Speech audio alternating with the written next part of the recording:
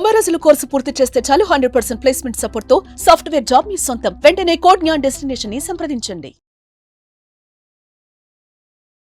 Welcome to Suman TV. నేను మీ Suman TV Nag. According to Vedic astrology కనుక మనం చూసుకుంటే ఎస్పెషల్లీ విమెన్ ధనస్సు రాశి వారికి 2025లో ఏ విధంగా ఉంటుంది అనేది ఈరోజు మనతో పాటు వేదిక్ ఆస్ట్రాలజర్ ఉమా గారు ఉన్నారు. అది వారి మాటలు తెలుసుకుందాం. Hello sir. హలో నాగరాజ్ గారు, నమస్తే. నమస్తే అండి. 2025లో కనుక మనం చూసుకుంటే వేదిక్ ఆస్ట్రాలజీ ప్రకారం విమెన్కి ధనస్సు రాశి వారికి ఎలా ఉంటుంది అండ్ వారి గుణగణాలు అసలు ఎలా ఉంటాయి? ధనస్సు రాశి అంటే మూల, పూర్వాషాఢ, ఉత్తరాషాఢ నక్షత్రము, ఈ 3 నక్షత్రాలు ధనస్సు రాశిలోకి వస్తాయండి. సో ఇక్కడ కొంచెం డీటెయిల్డ్గా చెప్తాను. ఈ యొక్క ధనస్సు రాశిలో జన్మించినటువంటి ఆడవాళ్ళు ఎవరైనా సరే విద్య విషయంలో ఎన్నో ఆటంకాలు వస్తాయి. ఎందుకంటే సెకండ్ హౌస్ రూల్డ్ బై శని. కానీ వీళ్ళని మాత్రం గైడ్ చేయగలిగితే వీళ్ళకి ప్రపంచ జ్ఞానం ఎక్కువ ఉంటుందండి. అంటే నార్మల్గా మనం నలుగురు మధ్యలో కూర్చుని చెప్పేది కన్నా ప్రపంచ జ్ఞానం ఎక్కువ ఉంటుంది, లౌక్యం ఎక్కువ ఉంటుంది. 10 మందితో ఎలా మాట్లాడాలో వీళ్ళకి తెలుసు. మంచి కమ్యూనికేటర్స్ అవుతారు, మంచి ట్రాన్స్లేటర్స్ అవుతారు. అంటే వాగుడు పెట్ట అంటారు చూసారా అండి, విపరీతంగా మాట్లాడుతూనే ఉంటారు. ఆ రకంగా వీళ్ళు మంచి టాకెటివ్స్, మాట్లాడితే ఆపరు ఇంకా. కానీ మాటల్లో కొంత సబ్జెక్ట్ ఉంటుంది. అందులో మూలా నక్షత్రంగా అయితే కాస్త ఇబ్బందికరంగా ఉంటుంది. కేతు అధిపతి అవుతాడు కాబట్టి ఎందుకు మాట్లాడుతున్నాడు రైడు, సో ఎందుకు మాట్లాడుతుంది ఈ అమ్మాయి అని అనుకుంటూ ఉంటారు. సో మాట్లాడే విధానంలో కాస్త సరిచూసుకోవాలి మూలా నక్షత్రం వాళ్ళు, ధనస్సు రాశి. సో ఈ ధనస్సు రాశి వాళ్ళకి లగ్న చతుర్థాధిపతి కూడా గురుడు అవుతాడు కాబట్టి వీళ్ళకి వీళ్ళే బలం. వీళ్ళు కనుక ఎదగాలి అని నిర్ణయించుకుంటే వీళ్ళకున్న పట్టుదలకి ఎవరు సరిపోరండి. సో ఎందుకంటే లగ్న చతుర్థాధిపతి గురుడు కాబట్టి ఎవరినైనా సరే తొక్కిపెట్టి పైకి వెళ్ళగలరు. కానీ వీళ్ళకి కాన్సన్ట్రేషన్ ఉండదు. సో అంత పైకి వెళ్ళిపోవాలి, అంత విపరీతంగా సంపాదించేయాలి, విపరీతంగా ఏదైనా సాధించాలని ఆకాంక్ష ఏముండదు. జస్ట్ మామూలుగా ఉండాలి, తినాలి, 10 మందితో ఉండాలి. ఇప్పుడు 10 మంది కావాలని కోరుకునే రాశి ఏదైనా ఉందంటే ధనస్సు రాశి. సో అందులో ఎస్పెషల్గా స్త్రీలు ఇంకా నాకు ఫ్యామిలీ అటాచ్మెంట్స్, బాండింగ్స్, ఆ సొసైటీతో ఎక్కువగా నిమగ్నం అయి ఉండడము, సొసైటీ ఏమనుకుంటుంది మన గురించి, వాళ్ళకి ఎక్కువ వాల్యూ ఇవ్వడము. సో ఇవన్నీ ఎక్కువ ఉంటాయి బాగా. అంటే ఒక రకంగా చెప్పాలంటే సంఘ సంస్కర్తలు సంఘంతో కలిపి, సొసైటీతో కలిపి వెళ్తూ ఉంటారు ముందుకి. సో ఇండిపెండెంట్ నేచర్ కానీ ఉండదు, 10 మందితో ఉండాలి, అందరూ నాకు కావాలి, ఇలాంటి ఆలోచనలు చాలా ఎక్కువ ఉంటాయి. So second and third house ruled by Shani కాబట్టి విద్య విషయంలో అంత ఇంట్రెస్ట్ చూపించరు. చూపిస్తే మాత్రం ఎక్సలెంట్గా ఉంటుంది. చిన్న వయసులోనే జాబ్ వచ్చేస్తుంది వీళ్ళకి. చూపిస్తే మాత్రం చిన్న వయసులోనే జాబ్ వస్తుంది. అండ్ చెప్పాలంటే చిన్న చిన్న జాబ్స్ అండి, అది కూడా. సో పెద్ద పెద్ద జాబ్స్ అంత ఇంట్రెస్ట్ చూపించరని చెప్తున్నాను కదండి. సో చిన్న చిన్న జాబ్స్, చిన్న సాఫ్ట్వేర్ కంపెనీ, చిన్న ఇండస్ట్రీలో, చిన్న మ్యానుఫ్యాక్చరింగ్ కంపెనీలో చిన్న ఎంప్లాయీ కింద సో సరిపోతుంది. వాళ్ళకి అలా ఆడుతూ పాడుతూ జీవించేద్దాం అనే ఆలోచనలు ఎక్కువ ఉంటాయి. కానీ వీళ్ళకి అదృష్టం ఎక్కువ కలిసి వస్తుంటుంది. వీళ్ళకి ఆ 10 మందితో ఉండేటువంటి సంబంధాలు, అంటే ఎలా చెప్పాలంటే పరిచయాలు, పెద్ద పెద్ద వ్యక్తులతో ఉండేటువంటి పరిచయాలు వీళ్ళని ఎక్కడో నుంచోబెడతాయి. ఓకే. అదేవిధంగా వీళ్ళు చాలా జాగ్రత్తగా ఉండాల్సిన అంశం ఏమిటంటే పంచమ స్థానము, పంచమ వ్యయాధిపతి కుజుడు అవుతాడు కాబట్టి సంతాన సమస్య ఖచ్చితంగా ఉంటుంది వీళ్ళకి. సో PCOS ఎక్కువగా ఉండేటువంటి స్త్రీలు ఏ రాశిలో ఉంటారంటే ధనస్సు రాశి. చాలా జాగ్రత్తగా ఉండాలి. బ్లడ్ విషయంలో చాలా జాగ్రత్త తీసుకోవాలి. యూరినరీ ట్రాక్ ఇన్ఫెక్షన్స్ వీళ్ళకి ఎక్కువ వస్తాయి. తరువాత మగవాళ్ళకైతే ఫెర్టిలిటీ ప్రాబ్లమ్స్ వస్తాయి. కానీ వీళ్ళకి స్త్రీలు కాబట్టి ఇప్పుడు చెప్పిన PCOS అవ్వచ్చు, యూరినరీ ట్రాక్ ఇన్ఫెక్షన్స్ అవ్వచ్చు, మెన్స్ట్రల్ ప్రాబ్లమ్స్ అవ్వచ్చు. సో ఆడవాళ్ళకి సంబంధించిన ఇబ్బందులు ఖచ్చితంగా వీళ్ళకి వచ్చే అవకాశాలు ఎక్కువ ఉంటాయి. సో వీళ్ళు వాటికి సంబంధించి చాలా జాగ్రత్త తీసుకోవాలి. శుక్రవారం నాడు ఎస్పెషల్గా ఈ స్త్రీలు శుక్రవారం నాడు ఒక పూట భోజనం చేసి ఇంకొక పూట పలహారం చేసి మహాలక్ష్మీదేవిని ఆరాధన చేస్తే వీళ్ళకి ఆరోగ్య సమస్యలు పోతాయి. సో దీంతోపాటు ప్రికాషన్స్, ఉదయం లేవడము, తర్వాత హెల్దీ స్లీప్ ఉండాలి. సో ఇవన్నీ హెల్దీ ప్రికాషన్స్ ఖచ్చితంగా తీసుకోవాలి వీటితో పాటు. అదేవిధంగా వీళ్ళకి ఎస్పెషల్గా ధనుస్సు రాశి స్త్రీలు సప్తమ దశమాధిపతి బుధుడు అవుతాడు కాబట్టి చుట్టరికము, బంధువులు, చుట్టాలు వీళ్ళకి సంబంధించినటువంటి సంబంధం వస్తుంది. కానీ మ్యారీడ్ లైఫ్ అంతంత మాత్రంగా ఉంటుందండి. వీళ్ళకి ఇష్టం లేని మ్యారేజ్ చేయడము. సో వీళ్ళకి అంత ఇష్టం ఉండదు. ఏదో ఇంట్లో వాళ్ళు చేసుకోమంటున్నారు, చేసుకుంటారు.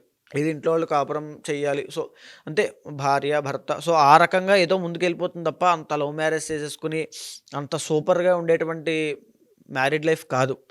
అదేవిధంగా వీళ్ళు జాబ్ కన్నా బిజినెస్లో చేస్తే బాగా రాణించగలుగుతారు. కానీ దాంట్లో కూడా కాన్సన్ట్రేషన్ మిస్ అవుతూ ఉంటుంది. సో వీళ్ళు కాన్సన్ట్రేట్ చేస్తే దేన్నైనా సాధిస్తారు. ఇది ఫస్ట్ బేసిక్ పాయింట్ అండి. కానీ వీళ్ళు కాన్సన్ట్రేట్ చేయరు, వీళ్ళకి అది ఉండదు. చిన్న జాబ్, ఇందాక నేను చెప్పాను చిన్న జాబ్, చిన్న ఎంప్లాయీ, చిన్న కంపెనీ, చిన్న బిజినెస్, చిన్నది సరిపోతుంది. అంటే అప్పటికప్పుడు చూసుకుంటారు తప్ప అంత ఫ్యూచర్ ప్లాన్స్ ఏమి గట్టిగా ఉండవు. అంత వ్యాస్ట్‌గా ఏమి ఆలోచించేటువంటి మనస్తత్వం ఏమి ఉండదు. రిలేషన్‌షిప్‌లో అయితే రిలేషన్‌షిప్ బాగుంటుంది. బాగుంటుంది. బ్రేక్స్ ఉంటాయి. ఎందుకంటే కుజుడు రూల్ చేస్తాడు కాబట్టి ఖచ్చితంగా బ్రేక్స్ ఉంటాయి. సో, ఖచ్చితంగా బ్రేక్స్ అందులో మూలా నక్షత్రంలో పుట్టేటువంటి అమ్మాయిలకైతే కాస్త తల్లికి, వాళ్ళకి ఉండేటువంటి రిలేషన్ విషయంలో ఇబ్బందులు వచ్చే అవకాశం ఉంటాయి. అంటే ఇది నేను చెప్పేది బ్లూ ప్రింట్ అండి. సో, దీనికి పైన జరగచ్చు, కింద జరగచ్చు. అంటే ఇప్పుడు ఫర్ సపోజ్ తల్లికి, వాళ్ళకి రిలేషన్ ఎక్సలెంట్‌గా ఉండొచ్చు. లేకపోతే తల్లి అనేటువంటిది ఒక లోటు. సో, మీకు అర్థమైంది కదా! తల్లి అనేటువంటి లోటుగా కనబడొచ్చు. సో, మాతృగండం అవి ఉంటాయి. సో, చాలా జాగ్రత్తగా ఉండాలి మూలా నక్షత్రం అయితే. 2025లో కనుక మనం చూసుకుంటే వీళ్ళకి అంటే ఫినాన్షియల్‌గాను అన్ని రకంగాను ఏ మంత్‌లో ఏ విధంగా ఉంటుందని? సో, ముఖ్యంగా మనకి 2025వ సంవత్సరంలో వీళ్ళకి 4వ స్థానంలోకి శని రాబోతున్నాడు. మార్చి 30 తర్వాత. అంటే అర్ధ అష్టమ శని అంటాము. 4వ స్థానంలోకి శని వస్తే అర్ధ అష్టమ శని. 3వ స్థానంలోకి రాహు రాబోతున్నాడు. ఎక్సలెంట్‌గా రాహు రిజల్ట్స్ ఇస్తాడు. అదేవిధంగా 7th హౌస్‌లోకి గురుడు రాబోతున్నాడు. సో, వీళ్ళకి కొత్తగా పెళ్లి చేసుకునేటువంటి అవకాశాలు ఎక్కువగా కనబడుతున్నాయి. తరువాత రాహు చాలా బాగున్నాడు కాబట్టి విపరీతమైనటువంటి ఎంజాయ్‌మెంట్ 2025 ధనస్సు రాశి వాళ్ళకి వాళ్ళ ఇయర్.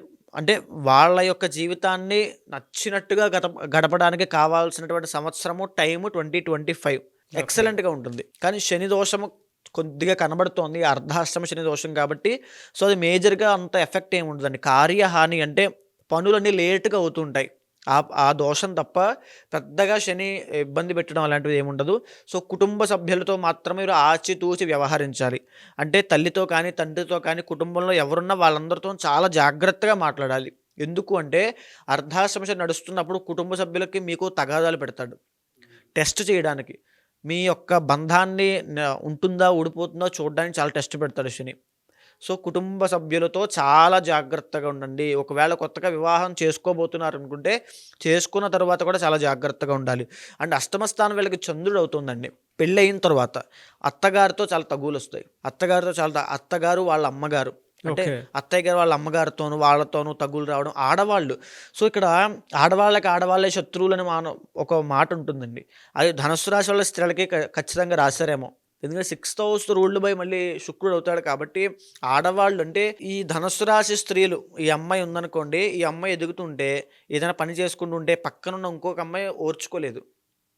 అది మళ్ళీ ఈ అమ్మాయి కంట్లోనే పడుతుంది. సో, దీనివల్ల ఈ అమ్మాయి విపరీతంగా డిప్రెషన్‌కి, యాంగ్జైటీకి గురవుతుంది. సో, అష్టమ స్థానంలో చంద్రుడు అంటే బయటికి చెప్పుకోలేరండి. ఎమోషనల్‌గా ఉంటారు. అంటే 10 మంది తెలుసు. 10 మందితోనే ఉంటారు. కానీ వీళ్ళ బాధ వీళ్ళే. 10 మంది చుట్టూ ఉన్నా సరే వీళ్ళు మాత్రం లోపల ఏదో సంథింగ్ బాధపడుతూనే ఉంటారు. అలాంటి బాధలుంటాయి. సో, ఇక్కడ చెప్పేదేంటంటే మీ టైం రాబోతుంది. 2025 అనేది ధనుస్సు రాశి స్త్రీలకి ఎస్పెషల్లీ ఎక్సలెంట్‌గా ఉంది. ఏ మంత్ నుంచి? మే దగ్గర నుంచి. మే దగ్గర నుంచి ఇయర్ ఎండ్ వరకు. ఓకే. అక్టోబర్ దాకా ఎక్సలెంట్‌గా ఉందండి. దోషాలు ఏముంటాయి సార్ అసలు వీళ్ళకి? మే వరకు ఉండేటువంటి దోషం ఏంటనంటే మార్చి నుంచి మే దాకా చాలా జాగ్రత్తగా ఉండాలి. ఓకే. మార్చి 30 దగ్గర నుంచి మే 15వ తారీఖు దాకా మీరు తీసుకునే నిర్ణయాలు అవి మీ జీవితాన్ని డిసైడ్ చేస్తాయి అని మీకు అనిపిస్తే తీసుకోవద్దు. అవి చాలా ఇబ్బంది పెడతాయి. మార్చ్ టు మే. అదేవిధంగా 2025 అక్టోబర్ తర్వాత వీళ్ళకి ఉదర సంబంధిత వ్యాధులు వస్తాయి. అంటే ఊపిరితిత్తులు అవ్వచ్చు, తర్వాత థ్రోట్ ప్రాబ్లమ్స్ అవ్వచ్చు, ఏదైనా అవ్వచ్చు. అక్టోబర్ తర్వాత అనారోగ్య సమస్యలు కనబడుతున్నాయి. అక్టోబర్ టు డిసెంబర్ ఖచ్చితంగా అనారోగ్య సమస్యలు వస్తాయి. హాస్పిటల్ పాలయ్యే అవకాశాలు ఉంటాయి. అవమానపడేటువంటి అవకాశాలు ఉంటాయి. డబ్బులు నష్టపోయేటువంటి అవకాశాలు ఉంటాయి. ఈ ధనుస్సు రాశి స్త్రీలు అక్టోబర్ నుంచి డిసెంబర్ దాకా ఎస్పెషల్లీ చాలా కేర్ తీసుకోవాలి. మే టు అక్టోబర్ మీ టైం. ఇష్టం వచ్చినట్టుగా మీరు ఉండొచ్చు, ఎంజాయ్ చేయొచ్చు. అంటే జీవితంలో అన్ని శుభకార్యాలు జరగడము, మీకు నచ్చినటువంటి కోరికల్ని సిద్ధించడము, అంటే డబ్బు రావడము, అన్నీ చాలా ఎక్సలెంట్‌గా చాలా బాగుంది లైఫ్ అనిపిస్తుంది. అక్టోబర్ తర్వాత మళ్ళీ కుదేలు చేసేస్తుంది. కాబట్టి ఆ టైంలో చాలా జాగ్రత్తగా ఉండాలి. దోషాలు ఏముంటాయి సార్ జనరల్‌గా వీళ్ళకి? దోషాలు వచ్చేసి వీళ్ళకి ముఖ్యంగా అర్ధాష్టమ శని కాబట్టి సో, చంద్రుడు బాగాలేదండి. సో, ఎలా అంటే సోమవారం నాడు శివాలయానికి వెళ్ళి శివుడికి ప్రతి సోమవారం శివాలయానికి వెళ్ళి ఆవు పాలతో అభిషేకం చేస్తే వీళ్ళకి ఎక్సలెంట్‌గా ఉంటుంది 2025లో కూడా.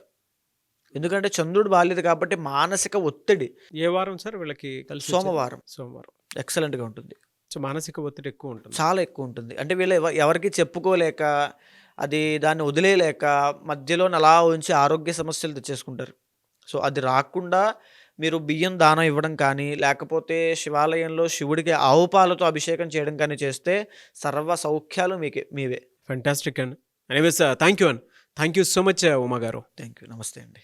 ఎంటైర్ వీడియో విన్న తర్వాత దోషాలను బట్టి మీ దగ్గర ఏదైనా పరిహారాల కోసం పూజలు చేయించుకోవాలనుకునేటువంటి వాళ్ళు ఉంటారు, వ్యక్తిగత జాతకాలు తెలుసుకోవాలి అనుకునేటువంటి వాళ్ళు ఉంటారు, మంత్ని బట్టి ఎలా ఉంటుంది ఏంటి ఇయర్ మొత్తం ఎలా ఉంటుంది తెలుసుకోవాలి అనుకునేటువంటి వాళ్ళు ఉంటారు, పేరును బట్టి లేదంటే కొంచెం ఎలాగో పెళ్లిళ్ళ సీజన్ వస్తుంది దానికి సంబంధించినటువంటి వాటి విషయాల్లో కూడా మీ దగ్గర వేదిక్ ఆస్ట్రాలజీ త్రూ వెళ్ళాలి అనుకునేటువంటి వాళ్ళు చాలా మంది ఉంటారు. ఎలా అప్రోచ్ అవ్వాలి, మీరు వాళ్ళకి టైం ఇస్తారా? తప్పకుండా అండి.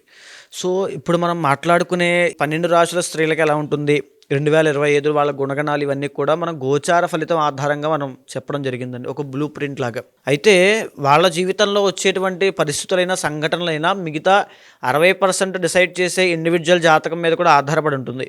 ఖచ్చితంగా దాన్ని కూడా గమనించాలి. ఎప్పుడైతే దాన్ని గమనించి దీంతో సమన్వయం చేసి మనం పరిహారం ఆచరించామనుకోండి తప్పకుండా నెరవేరుతుంది. ఏ పనైనా ఏ కోరికైనా సరే ఒక పరిహారం, ఒక రెమెడీ ఖచ్చితంగా ఉంటుంది. అది చేయడం వల్ల ఖచ్చితంగా నెరవేరుతుంది. సో అలాంటి వాళ్ళు ఎవరైనా ఉంటే కనుక కింద కనిపించేటువంటి నెంబర్కి కాంటాక్ట్ అయితే ఖచ్చితంగా నేను మాట్లాడుతాను. ఏదైతే సమస్యతో ఉన్నారో అది ఖచ్చితంగా నేను క్లియర్ చేస్తాను. Anyways thank you so much Uma గారు. నమస్తే అండి. చూసారు కదండి వీడియో. ఈ వీడియోపై మీ అభిప్రాయం కమెంట్ బాక్స్లో పోస్ట్ చేయండి. మీరు కనుక వేదిక్ ఆస్ట్రాలజీ త్రూ మీ జాతక చక్రం ప్రకారం ఏదైనా సరే రెమెడీ తెలుసుకోవాలి అనుకున్నా, లేదంటే కెరీర్లో దేనికి సంబంధించినటువంటి సందేహాలు ఉన్నా కూడా అది కెరీర్ పరంగా అయినా సరే, ఎడ్యుకేషన్ పరంగా అయినా, వృత్తిపరంగా అయినా సరే, ఆర్థిక పరంగా, దాంతోపాటు మ్యారిటల్ రిలేషన్షిప్లో అయినా సరే ఏదున్నా తెలుసుకోవాలి అనుకుంటే మాత్రం ఉమా గారిని అప్రోచ్ అవ్వాలనుకుంటే స్క్రీన్ మీద మీకు కాంటాక్ట్ నెంబర్ కనిపిస్తుంది అని మీరు కాల్ ఆర్ మెసేజ్ వాట్సాప్ చేసి అపాయింట్మెంట్ బుక్ చేసుకోండి. ఈ వీడియో లైక్ చేయండి, షేర్ మాత్రం తప్పకుండా చేయండి. ఇలాంటి మరిన్ని వీడియోస్ కోసం మా ఛానల్ ఫాలో అవ్వండి. Thank you.